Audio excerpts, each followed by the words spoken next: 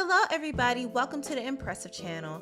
Bad news for Tinashe. Tinashe was scheduled to release her next album, Nashe. However, reports say that it was canceled because her label RCA denied it. Tinashe responded to the bad news on Instagram by posting hearts and broken hearts. This is unfortunate news for Tinashe, but you know there's a lot of politics when it comes to the music industry. These labels aren't going to invest in a new project, especially if you just released one. Now Tinashe did release her album Joyride this year, and she had a single called No Drama featuring Offset. However, that album did not do well on the charts. The album only sold 9,800 copies in the first week. So these were very disappointing sales, and of course, when the label doesn't get a return on their investment, they have the tendency to scrap your project, and it's really unfortunate. But at the end of the day, it's just business, and a lot of Tinashe's fans are saying that Tinashe should leave RCA. She should have never signed with RCA, and I do somewhat agree. Now, I do think that it would have been a lot better for her to be an independent artist, because before she got signed, she was dropping mixtapes and she was actually writing and producing her own music. You know, she had a mixtape called In Case We Die, and after she dropped that mixtape, RCA found her and signed her, and she continued to produce her own work. She produced Reverie, Black Water, Amethyst. These were all of her mixtapes that actually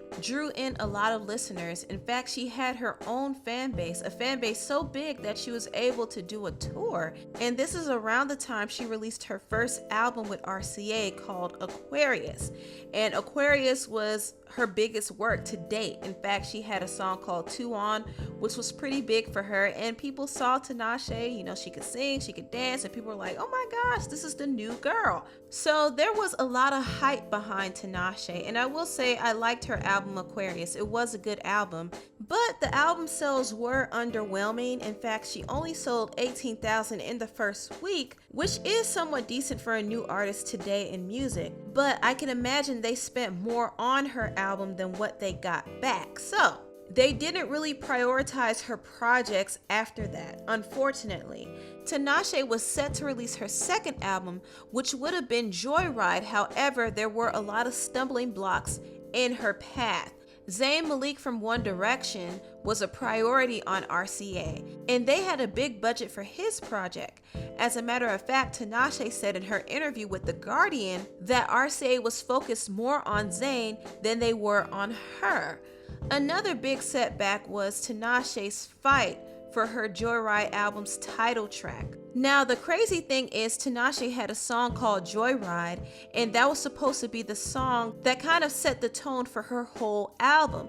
Well, allegedly, Rihanna's team tried to swipe Joyride for her album Anti, and there was a huge fight between Tinashe's team and Rihanna's team. Tinashe revealed in her interview with Billboard that Travis Scott, who was a writer on the song Joyride, was allegedly trying to give the song away to Rihanna because he was dating her at the time. Now, this is all alleged, but I do believe that the producers were offered more money by Rihanna's team. Now, of course, Rihanna, she has the bigger budget, she's the bigger star, so it would have been better if it went to Rihanna, at least for the producers. However, Tinashe bought back her single for the integrity of her album. Unfortunately, Tinashe was unable to release Joyride in 2016. However, she did release her companion album with it called Night Ride. So it was supposed to be a joint album release, but the label only approved of the release of Night Ride. And the singles that she released for Night Ride weren't necessarily capturing the audience. Around this time, her sound was evolving and becoming more pop, and her singles were kind of generic, not bad, but just generic. She did release a song with Chris Brown called Player, and that song was supposed to be a leading single for her album Joyride. However, it was scrapped. And Tinashe fell out with Chris Brown. You know, Chris Brown made some insensitive comments about Kalani. Tinashe unfollowed him, and he basically called her a hobbit face. So that was the end of their music relationship. And you know, Tinashe was paired up with a lot of artists while working on her music. You know, her label wanted her to collaborate with different artists so it could bring more attention to her songs, but Tinashe wasn't the person in control of who she collaborated with, nor was she in control of who produced her record. She had songs with Dr. Luke, but Dr. Luke was under investigation for allegedly physically and sexually abusing Kesha, so it was not a good look for her to be tied to him in any way. Not only that, Tinashe had some unflattering press when she decided to grab Travis Scott's crotch during a GQ magazine photo shoot, and that was actually a suggestion made by the photographer Terry Richardson, who's allegedly a predator. So all the people that Tinashe was linked to had some controversy, and it didn't look good for her. Also, she had to deal with her album Joyride being pushed back. And you have to keep this in mind. Joyride was supposed to be released 2 to 3 years ago, but it kept being pushed back. And Tinashe did admit in her interview with Vulture that 80% of the album is completely different from the original album, so it was kind of thrown together around the last minute. And I will say this, Tinashe made some controversial comments during her interview with Guardian. She talked about how the industry only allows black women like Rihanna and Beyonce to thrive in the industry.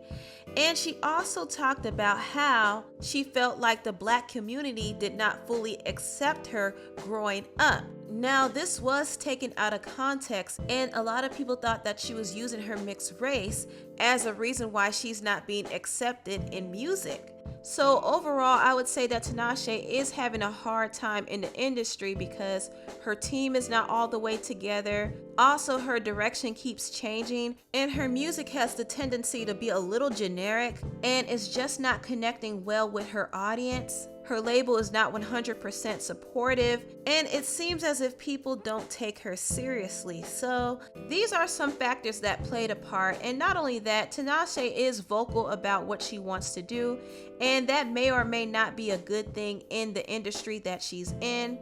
Also, she wasn't selling records like the label hoped that she would. So that's the main reason why Tinashe's career is not where it should be, and I do believe it would be best for her to go independent once she gets out of her contract. So good luck to Tinashe in all her future endeavors. I know this is kind of tough, but she'll get through it.